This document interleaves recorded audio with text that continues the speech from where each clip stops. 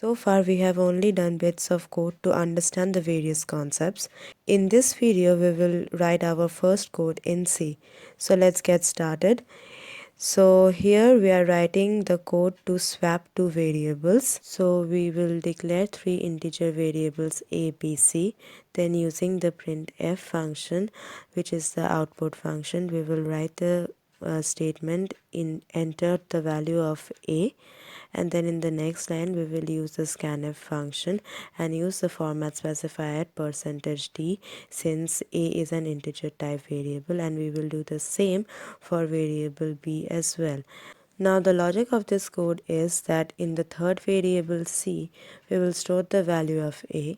Then in a we will assign the value of b. Now we need to assign the value of a to b, and we will do that using c.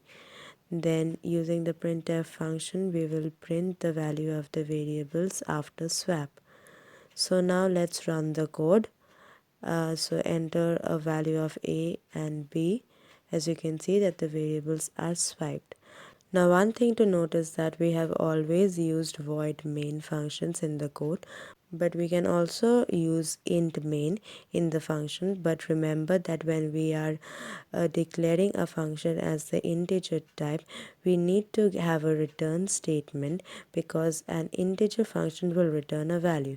So in this case we need to add the line return 0, since it will not return any value, because we are simply printing the value of the variables after the swap.